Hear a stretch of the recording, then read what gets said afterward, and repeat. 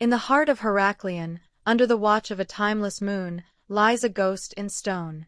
The ancient Odeon, its weathered steps and broken columns, holds the memory of a world long past. Every crack and fissure seems to hold a silent story, a history waiting for someone to finally listen. But even here, amidst the decay of fallen empires, a defiant splash of color emerges.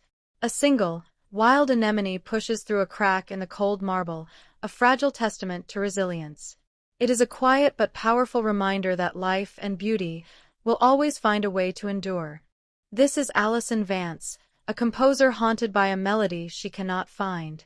She stands at the precipice of history and shivers, though the night air is mild. The chill she feels is not of the air, but of profound awe, and the weight of a creative silence she knows all too well in her own heart. Through her eyes, the ruins are not dead, but merely sleeping, dreaming of their former glory. The stage below seems to breathe in the cool night air, pulsing with the unseen energy of 1,000 performances. She feels as though if she just closed her eyes, she could almost hear the echoes. And the echoes answer her call, flashing through her mind in vibrant, fleeting glimpses. She sees the glory of the Odeon as it was, a place of thunderous applause and transcendent art. These ghosts of a golden age flicker and fade, leaving behind the sharp sting of their abrupt silence. Returned to the quiet of the present, the profound sense of loss feels like her own. She runs a hand over a broken column, the dust on her fingers feeling like the dust of forgotten dreams. The silence here is a heavy blanket, mirroring the creative void she carries within her. The silence of the stones mocks the silence on her page, and a familiar flicker of frustration crosses her face. She pulls out the empty music sheets, a symbol of her own creative ruin, and stares at them with disdain. Unable to bear the sight, she shoves them back into her satchel, burying the failure once more. Just then, the wind picks up, a restless spirit moving through the broken archways. Allison closes her eyes, choosing to listen not with her ears, but with her soul. She focuses on the sound, sensing something more than just moving air, a faint, fragmented melody of what once was. The following days are a pilgrimage, as she explores the ruins with a new purpose. She is no longer just a tourist, but an archaeologist of feeling, sketching the details of the decay. She touches the cool, scarred marble, trying to absorb the story it holds and imagine the lives it once witnessed. And then, a breakthrough, a reward for her patient search. Hidden beneath the rubble of ages, she uncovers a piece of the story that time had tried to erase. A section of mosaic flooring, its intricate patterns surprisingly intact, gleams up at her from the dirt. As her hand traces the ancient tiles, a palpable sense of awe washes over her. She feels a faint warmth travel from the mosaic, through her fingertips, and settle deep within her soul. It is a profound connection, a reassurance that true beauty is never truly lost, only hidden. That evening, surrounded by the vibrant life of a local taverna, the ancient world refuses to let her go. She studies her sketches, lost in thought, unaware that she is being watched. She is not the only one in this city who still hears the stones speak. The Odeon speaks to you, child. Allison looks up, surprised. Allison nods slowly. It feels like it's waiting for something. Eris smiles sadly. It has waited a long time. Some say too long. He gestures to a newspaper on a nearby table. Headline: Mayor Volkov announces Progress Project, ancient Odeon site slated for luxury hotel complex.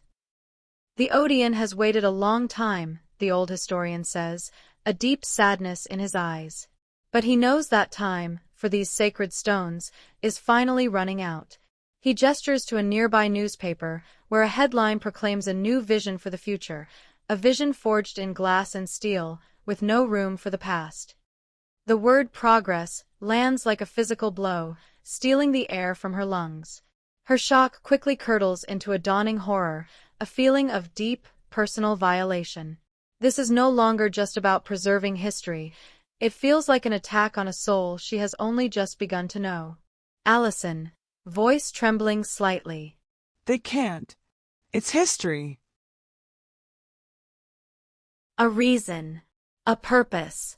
Suddenly, the scattered, dissonant notes of her journey are beginning to form a powerful chord. She instinctively clutches the small, smooth stone she took from the Odeon, its weight now feeling immense. It is no longer a simple souvenir picked from the dust. In the palm of her hand, it has become a relic, a weapon, and a promise. Mayor Volkov's office is as sleek and modern as his vision for the future, a sterile environment devoid of history or warmth. He regards Allison with a look of bored impatience, a man for whom the past is merely an inconvenience. He has already made his decision before she even speaks. Ms. Vance, your sentimentality is touching, but progress waits for no one. That ruin is an eyesore, a relic. It's a testament, a place where legends walked. Where time has flown. He scoffs, the sound echoing in the cold, modern room, a final dismissal of her passion. With a curt turn, the meeting is over, and the fate of the Odeon is sealed. The demolition crews will arrive in 2 weeks, and for him, there is nothing more to say. She leaves his office, the sting of defeat a bitter taste in her mouth. But beneath the frustration and the fear, something new has been ignited. Defeat, she realizes, can also be the kindling for a fire. That night, Eris shares another story, not of glory, but of a deeper, more violent ruin. He speaks of the Heruli raid, a catastrophe of fire and steel that brought silence and dust centuries ago. The tragic history only deepens her resolve to prevent a second death. The invaders thought they had extinguished its spirit forever, leaving nothing but ashes. But Eris knows a deeper truth, a truth that Allison is beginning to understand. The stones survived, and in their survival, they remembered everything. Looking out at the vast, empty darkness of the amphitheater, an idea sparks within her. It is a wild, impossible notion, born of desperation and a burgeoning love for this place. An ember of defiance, long dormant, finally begins to glow. We need to make them see. Here. We need to bring it back to life, even for one night. Allison, eyes wide. It is a mad plan, to fight a demolition order with a symphony, to answer the roar of bulldozers with a chorus of human voices. Yet, as Eris looks at the fire in her eyes, he knows it's the only way.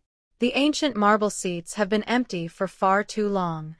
An impossible idea, once shared, becomes a movement, and a single whisper grows into a powerful voice. Reminded of the treasure in their midst, the people of the city begin the Herculean task of reclaiming their history. Even the children join in, their small hands clearing away the rubble of ages. For Allison, the creative dam has finally broken, shattered by a purpose greater than herself. The music pours out of her, a furious and beautiful torrent inspired by the ghosts of the past and the urgency of the present. She is no longer searching for a melody, she is channeling the very soul of the Odeon. But progress, as the mayor had warned, has its own cold and cruel momentum. He arrives not with a demolition crew, but with something far more insidious, a surveyor and a rulebook. His challenge is a thinly veiled threat, a way to condemn the Odeon with paperwork before a single note can be played. Allison and Eris watch, their hearts sinking as they understand the deception. This is no impartial survey, it is a targeted attack designed to create a pretext for the Odeon's destruction. Volkov is no longer waiting for the Odeon to fall, he intends to push it. But as she watches the mayor's smug theatrics, something inside Allison hardens into steel.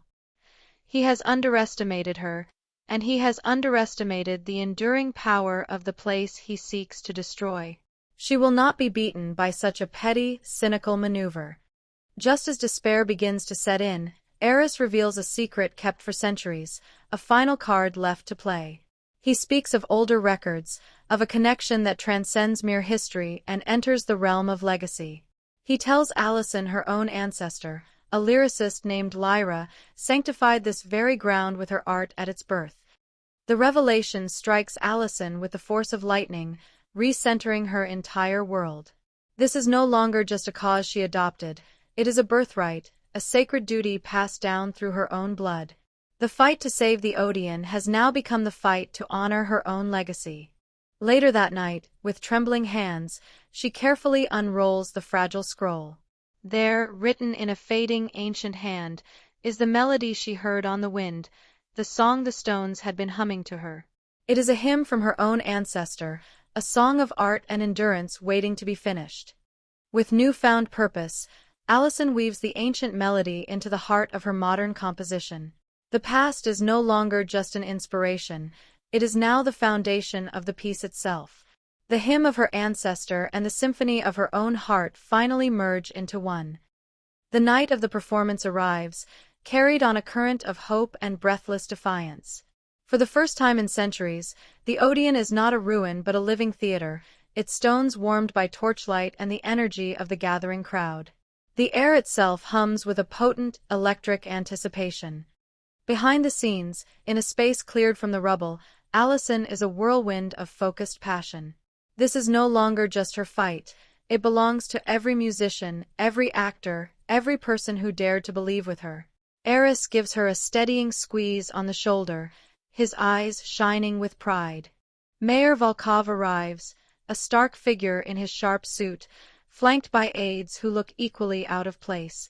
He crosses his arms, his expression a mask of stern skepticism, ready to witness what he believes will be a foolish, sentimental failure. He has come to see the final gasp before the inevitable. Then, Allison steps onto the ancient stage, and a reverent hush falls over the entire amphitheater. She takes one deep, steadying breath, feeling 2,000 years of history beneath her feet. In this moment, she is a conduit for every voice that was ever silenced here.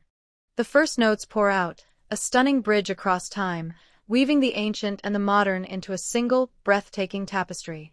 The music speaks of profound loss and fierce resilience, of what was and what could be again. It is the sound of a soul awakening. The music washes over the crowd, and on face after face, skepticism melts into wonder, and wonder gives way to tears. It awakens a shared memory, a common pride in who they are and where they come from.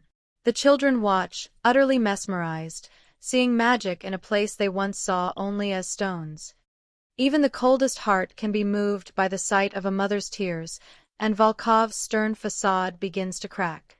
He sees his own grandmother in the crowd, weeping softly, and for a fleeting moment, he is not a politician but a grandson. The music is reaching a part of him he had long since buried. As the music soars to its first mighty crescendo, Allison feels the very stones resonate with the sound. They seem to vibrate with a life they have not felt in an age, singing with her. She is no longer just conducting music, she is conducting history itself. Suddenly, a sickening groan echoes from the outer wall, the very section Volkov had targeted for his survey. A shower of dust and small stones rains down as the crowd gasps in collective fear. The mayor's cynical threat has become a terrifying reality. Volkov's aides move to shut it all down, to declare the site unsafe and end the rebellion. But Eris, his voice ringing with unshakable faith, steps forward to stop them. He knows this place, and he knows its strength is more than just mortar and stone. In a silent, powerful challenge, Allison meets the mayor's conflicted gaze across the stage. She refuses to yield to his fear or his sabotage. With a sharp, defiant gesture to her musicians, the symphony resumes, more beautiful and determined than before. The mood shifts, the music becoming a haunting whisper of memory, soft and ethereal. As moonlight floods the stage, actors use the ancient, crumbling walls as their canvas. They create shadow plays that tell the old stories anew, dancing with the ghosts of the past. And in that magical light, Allison sees her, a shimmering, translucent figure at the edge of the stage. It is Lyra, her ancestor, offering a smile of profound pride and encouragement before fading back into the moonlight. It is the final blessing she needed. In that moment, a fundamental truth settles in her heart with absolute certainty. They can threaten, they can tear down stones, but they can never ever silence art. It is a force of nature, an indomitable spirit that will always find a way to stand.